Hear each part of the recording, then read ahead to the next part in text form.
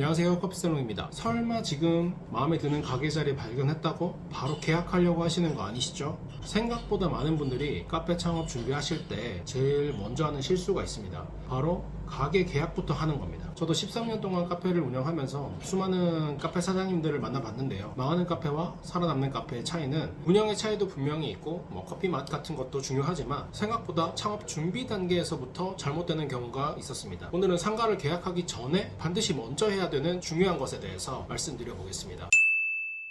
이거를 큰 틀로 보면 기획입니다. 제가 생각하는 카페 창업의 기획은 크게 세 가지인데요. 첫 번째로 컨셉, 두 번째 상권 분석, 세 번째 예산입니다. 이 세 가지가 정해져야 그 다음부터 훨씬 쉬워집니다.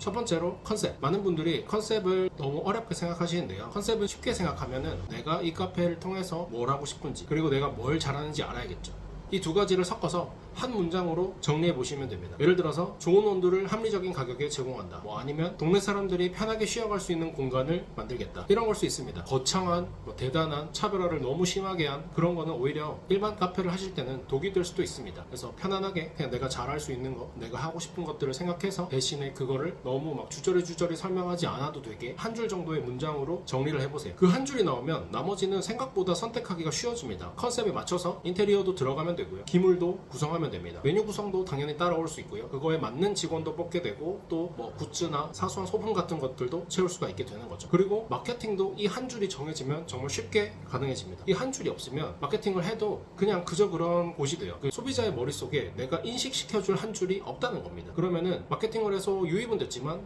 그 사람들이 나가서 소문낼 거리를 모르는 거예요. 그거를 사장님이 나도 못 정해줬는데 그 사람들이 어떻게 찾아내겠어요. 그래서 그 한 줄이 정해지면 마케팅까지도 쉬워지기 때문에 내 컨셉을 한 줄로 설명할 수 있는 거는 굉장히 중요합니다. 그리고 여기서 중요한 게 하나 있는데, 많은 사장님들이 이걸 자기 입장에서 생각을 많이 하세요.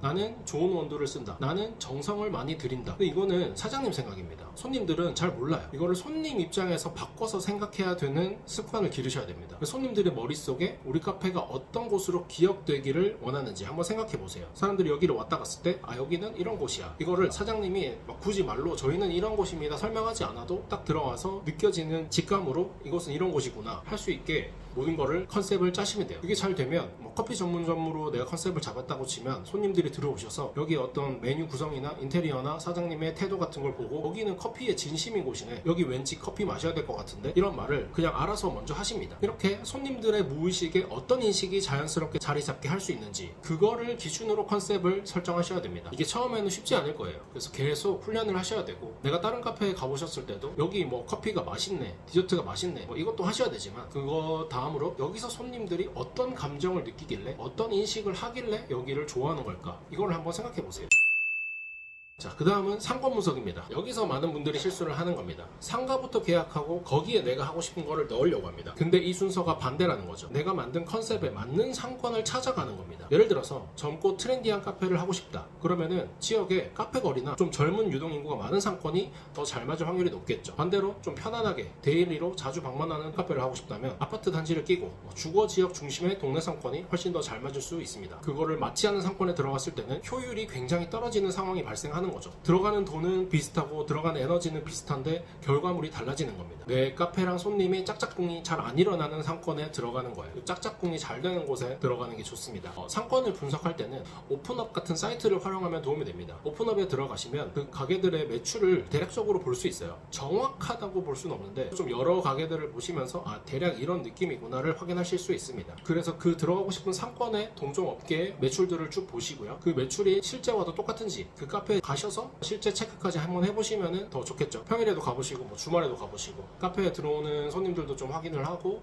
밖에 유동인구는 얼마나 되는지 이런 것도 확인을 해보시면 좋습니다. 사장님하고 대화를 해볼 수 있으면 제일 좋겠지만, 내가 그 상권에 들어간다면 좀 나중에 신뢰가 될 수는 있겠죠. 그 상권에 있는 카페에서 탑 매출을 찍는 곳을 한번 보세요. 근데 그 카페의 매출을 내가 가진 실력이나 어떤 컨셉으로 이거를 이길 수 있을까, 그런 것도 한번 생각해 보시면 좋고, 그럼 대략적인 내가 낼 수 있는 매출이라는 게 나옵니다. 평균적으로 그 동네에서 카페 매출이 50만 원이 나오는데 내가 갑자기 100만 원을 만든다, 이거는 너무 뜬구름 잡는 소리잖아요. 물론 컨셉이 훌륭하다면 할 수는 있겠지만, 평균 매출을 확인하시게 되면은 이제 내 대략적인 순수익도 체크를 해볼 수가 있겠죠. 그것까지 계산을 어느 정도는 해보시고 들어가셔야 됩니다. 세 번째는 예산입니다. 이제 컨셉도 정했고 상권도 정했습니다. 그걸 현실로 만들 돈이 있어야 되는 거죠. 저는 개인적으로 현금이 하나도 없이 풀 대출로 창업하는 것은 너무 리스크가 크다고 생각합니다. 창업은 생각보다 변수가 너무 많아요. 오픈이 늦어질 수도 있고 뭐 갑자기 또 공사를 추가로 해야 되는 상황도 있고 매출이 너무 낮게 나올 수도 있고 예상치 못한 지출이 계속 발생할 수 있습니다. 그래서 최소 몇 달 정도 버틸 수 있는 여유 자금이 남아 있어야 됩니다. 예산이 있어도 예를 들어서 창업비가 내가 5천만 원이 드는데 내가 5천만 원이 있어도 다 그거를 쓰지 마시고 저는 대출을 받아서 대출금을 활용을 하고 현금은 내가 가지고 있는 거를 추천을 드립니다. 이자가 좀 나오기는 하지만 위급 상황에 쓸 수 있는 현금 그리고 대출도 뭐 갚을 수 있는 현금을 일단 가지고 있는 상태이기 때문에 조금 더 심리적으로 여유를 가지고 할 수 있습니다. 뭐 요거는 선택이고요.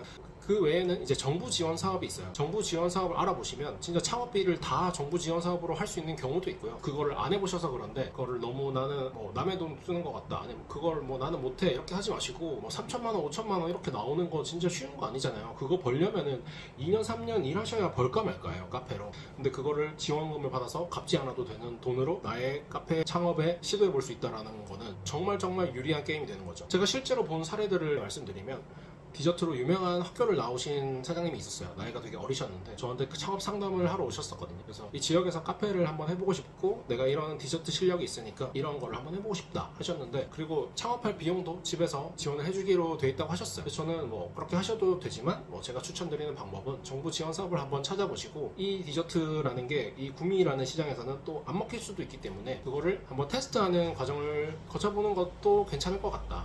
창업 지원을 받아서 카페를 차리셔도 되고 아니면은 공방 같은 걸 차리셔서 거기서 수업을 하면서 사람들의 니즈를 파악하고 블로그나 SNS 운영하면서 마케팅도 해보고 내 팬들을 한번 모아보는 겁니다. 그렇게 하면서 그게 반응이 있다라고 했을 때 그 다음에 카페를 창업하는 것도 괜찮다는 거죠. 실제로 그분은 그렇게 정부 지원 사업을 활용을 하셔서 창업을 하셨더라고요. 그분은 자기 돈을 거의 들이지 않고 창업을 하셨고 내가 하고 싶은 것들을 어느 정도 다 한번 테스트를 거친 거죠. 그래서 그 다음 스텝에 내가 구미 지역에서 카페를 확장을 해도 되고 아니면 나는 이거는 시장이 조금 구미랑 안 맞다 이러면은 대도시 같은 곳으로 옮겨서 한번 해볼 수도 있는 거겠죠. 카페 장사를 하면서 살아남는다는 게 꼭 매출을 많이 찍어야지 이게 문제가 아니고 어떻게 리스크를 줄일 건가 이것도 되게 중요한 게임입니다. 매출 하루에 막 뭐 80만원 100만원 찍어도 사람 많이 쓰고 뭐 재료비에 투자 많이 하고 이러면은 남는 거 뭐 100만원 200만원 밖에 안 되는 사장님들도 있어요. 그리고 내가 들어간 돈이 있으면은 또 그거에 대한 감가를 해야 되잖아요.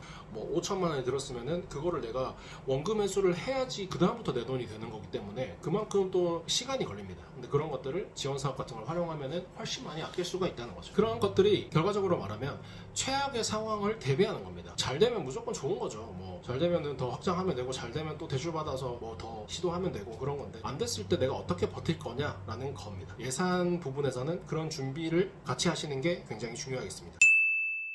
자, 정리해보면은 카페 창업은 상가 계약부터 덜컥 하시면 안 됩니다. 기획부터 시작하는 겁니다. 기획의 핵심은 첫 번째 컨셉, 두 번째 상권 분석, 세 번째 예산입니다. 이 세 가지를 정하신 다음에 상가를 보시고 계약해야지 훨씬 실패 확률을 줄일 수가 있습니다. 다음 영상에서는 이 기획한 내 카페를 바탕으로 실제 카페 창업까지 어떤 순서로 해야 되는지 그런 것들을 다 알려드리도록 할 테니까요. 좋아요, 구독 눌러주시고요. 카페 창업 준비하시면서 아니면 또 운영하시면서 궁금한 점 있으시면 고정 댓글에 있는 링크로 물어봐 주시면 한 분 한 분 모두 답변 드리도록 하겠습니다. 영상 봐주셔서 감사합니다.